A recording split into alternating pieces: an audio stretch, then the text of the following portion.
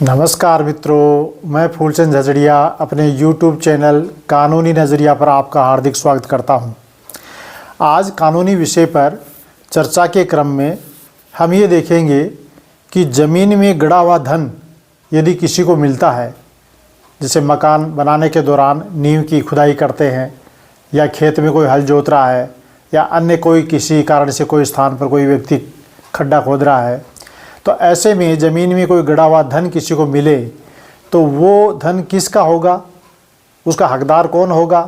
उसकी क्या प्रक्रिया है, इस संबंध में आज हम बात कर रहे हैं। तो इसके लिए एक कानून बना हुआ है 1878 का, और वो कानून है इंडियन ट्रेजर ट्रॉव एक्ट, भारतीय निखात निधि अधिनियम या भारतीय गुप्त निधि अधिनियम या भारतीय खजाना अधिनियम, इसको समझने के लिए आप कह सकते हैं। ये 1878 का कानून है। तो निखात निधि अधिनियम, निखात का मतलब है खोद कर निकाला हुआ, निखात निधि गुप्त धन जो ज़मीन में गड़ा हुआ हो और ज़मीन में खोदने से निकला हो, और निधि का मतलब उसमें धन रुपया पैसा भी हो सकता है, जेवरात हो सकता है या अन्य कोई मूल्यवान वस्तु हो सकती है। तो इसका जो कानून है भारतीय निखात निधि अधिनियम 1878, इसके अनुसार गड़ा हुआ धन मिलने पर उस पर कार्रवाई की जाती है। देखिए, गड़ा हुआ धन का क्या मतलब है, इसमें दो बातें आप समझ लीजिए। एक तो जैसे किसी व्यक्ति ने बैंक में किसी के पास कोई लॉकर नहीं है और किसी मटकी के अंदर अपने घर के जेवरात उसने ज़मीन में 1-2 फुट नीचे गहराई में गाड़ दिए। 1 साल 2 साल बाद उसको ज़रूरत पड़ी तब खड्डा खोदा और उसको निकाला, तो वो गड़ा हुआ धन नहीं है, वो तो उसका रखा हुआ धन है। रखा हुआ धन और गड़ा हुआ धन, गड़ा हुआ धन का मतलब है पहले जिसकी कोई जानकारी नहीं थी, वो गुप्त रूप से वहाँ ज़मीन के नीचे था और खोदने पर अचानक आकस्मिक रूप से मिला, वो गड़ा हुआ धन की श्रेणी में आता है। खुद ने रखा और कुछ समय पश्चात खुद ही उसको खोद के निकालते हैं, तो वो अपना रखा हुआ धन है, गड़ा हुआ धन मिला ऐसा नहीं कहा जाएगा। तो इसके संबंध में कानून में ये प्रावधान है धारा 4 में कि यदि किसी व्यक्ति को 10 रुपये से अधिक, ये कानून जो है 10 रुपये तक के धन के ऊपर लागू नहीं होता है। अब ये 1878 का कानून है, उस समय इसमें 10 रुपये काफ़ी महत्व रखते थे तो रखा था। अब वही 10 रुपये की राशि इसके अंदर चली आ रही है। तो 10 रुपये से अधिक की रकम होने पर, 10 रुपये या 10 रुपये से कम है तो ये लागू नहीं होगा। 10 रुपये से अधिक, चाहे वो सिक्का हो, चांदी का, सोने का, बिस्किट हो, ईंट हो, चांदी की या सोने की, या कोई जेवरात हो या अन्य कोई बहुमूल्य वस्तु जिसको नीलाम करके या बेच करके धन प्राप्त किया जा सकता है, रुपए प्राप्त किए जा सकते हैं। तो धन, जेवरात और कोई वस्तु, ये सारे इसके अंदर शामिल हैं जो 10 रुपये से अधिक के हैं। ये किसी व्यक्ति को ज़मीन में आकस्मिक रूप से गड़े धन के रूप में मिलते हैं, चाहे वो नींव खोदने के समय या खड्डा खोदने के समय या खेत की जुताई करने के समय, किसी भी समय किसी को भी मिलता है। तो धारा 4 के अनुसार उसकी सूचना जिसको मिला है उस व्यक्ति का दायित्व है कि उसकी सूचना संबंधित उस एरिया का जो कलेक्टर है उसको लिखित रूप में देगा। लिखित रूप में सूचना देना अनिवार्य है। और क्या सूचना देगा, इतनी तारीख को इस स्थान पर ये काम करते समय ज़मीन में से ये धन मिला या इतनी राशि मिली या इतने लगभग इतने मूल्य की वस्तु मिली, तो ये सूचना देना उसका कानूनी दायित्व है। और यथाशीघ्र कब देगा, जितना जल्दी हो सके उतना, ये नहीं कि आराम से दे देंगे 1 महीने 2 महीने बाद में, ऐसा नहीं। यथाशीघ्र उसकी कलेक्टर को लिखित सूचना देगा और उस खजाने को क्या करेगा, वो सूचना के अलावा या तो निकटतम सरकारी खजाने में जमा करा देगा, जो गवर्नमेंट की ट्रेजरी है उस ट्रेजरी में जाकर के दरखास्त दे करके कि मेरे को ये गुप्त धन, गड़ा हुआ धन मिला है, उसको वहाँ जमा कराएगा, या अपने पास रखेगा तो कलेक्टर उतनी राशि की उससे प्रतिभूति उसकी ज़मानत लेगा कि जब भी हम मंगाएंगे तब आप उसको ला करके पेश कर देंगे, उसमें कोई फेरबदल नहीं करेंगे, कोई छेड़छाड़ नहीं करेंगे, कोई मॉडिफाई नहीं करेंगे, रूपांतरित नहीं करेंगे। तो ऐसा करके वह जमानत दे करके अपने पास भी रख सकता है अथवा गवर्नमेंट की ट्रेजरी में जमा करवा सकता है। तो ये एक कानूनी दायित्व है। किसी को भी गड़ा धन 10 रुपये से अधिक का मिलता है ज़मीन में आकस्मिक रूप से कहीं भी,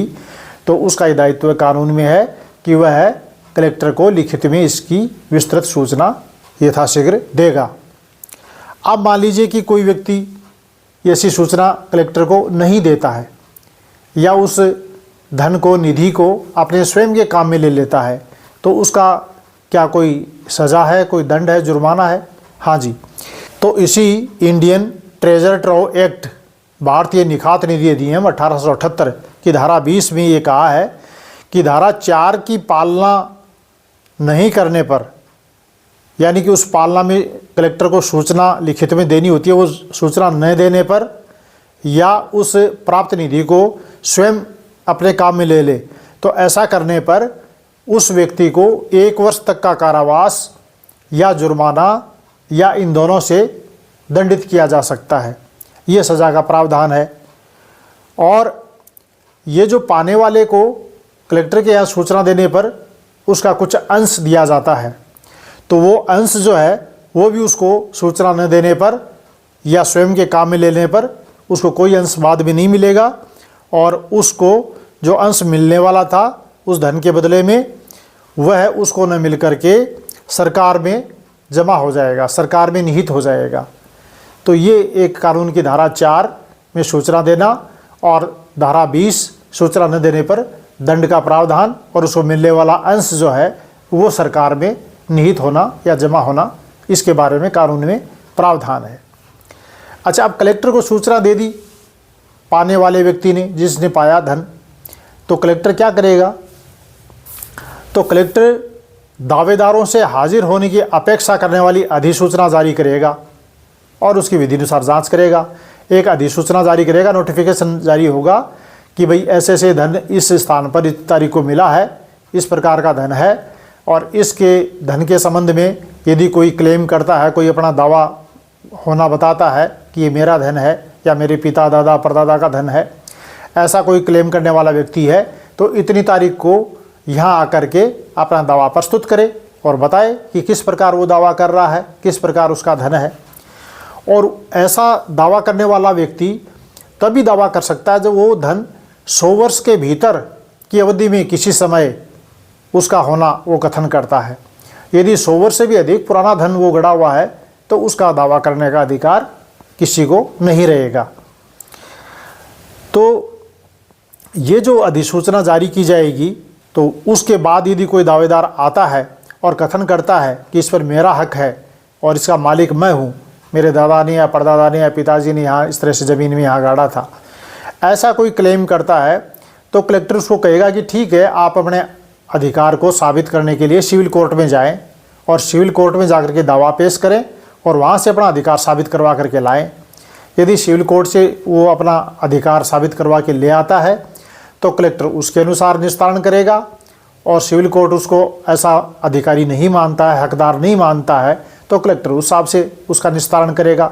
जो गड़ा हुआ धन मिला है उसका। और यदि उसका कोई हकदार साबित नहीं होता है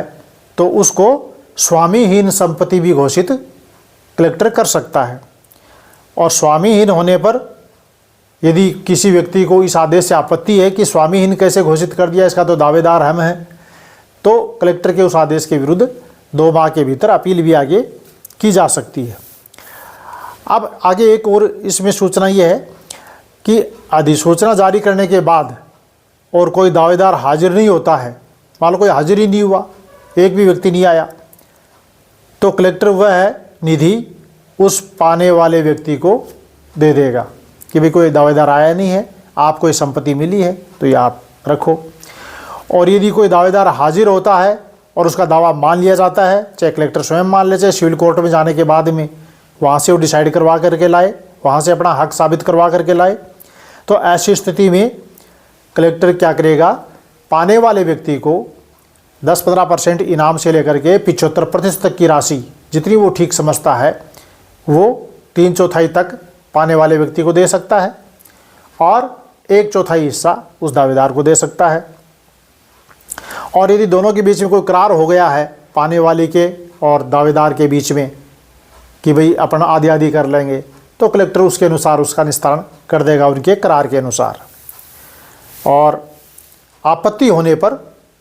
विवाद होने पर सिविल कोर्ट से तय करवा करके लाएंगे और उसके बाद कलेक्टर उसी हिसाब से तय करेगा।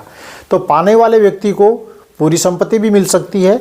उसका इनाम के रूप में कुछ हिस्सा मिल सकता है या 3/4 तक भी मिल सकता है। ये उस केस की परिस्थिति पर निर्भर करता है, किस प्रकार का मामला है, क्या राशि है, कहाँ से मिली है, क्या निधि है, जेवर हैं या सिक्के हैं पुराने या नकद पैसे हैं, सोना चांदी है। तो जो भी स्थिति जैसी भी है, ये कलेक्टर के ऊपर है कि वो पाने वाले व्यक्ति को कितना % देगा और जो दावा कर रहा है उसका दावा यदि साबित माना जाता है तो उसको कितना मिलेगा और दावा साबित नहीं होता है तो किसको मिलेगा। ये जैसे मैंने आपको बताया, ये इंडियन ट्रेजर ट्रव एक्ट, भारतीय निखात निधि अधिनियम, ये जो भारतीय खजाना अधिनियम जिसको आम भाषा में कहा जाता है, इसके तहत इसका निस्तारण होगा। और इसमें मुख्य बात यही है कि जिसको भी ज़मीन में गड़ा हुआ धन मिले वो चुपचाप उसको अपने घर में न रख करके उसको इस कानून की धारा 4 के तहत तुरंत कलेक्टर को लिखित सूचना देनी चाहिए। और यदि ऐसा वो नहीं करता और बाद में पता चलता है कि इसको गड़ा हुआ धन मिला था और इसने सूचना नहीं दी, तो उसके खिलाफ 1 साल तक की जेल या जुर्माना या दोनों की सज़ा से दंडित किए जाने का प्रावधान कानून में है। तो मैं समझता हूँ कि गड़े हुए धन के बारे में मैंने आपको ये छोटी सी एक जानकारी दी है। आशा करता हूँ आपको ये वीडियो अच्छा लगा होगा। यदि अच्छा लगा हो तो आप इस वीडियो को लाइक कीजिए, शेयर कीजिए और चैनल को सब्सक्राइब कीजिए। आपका बहुत बहुत धन्यवाद। नमस्कार।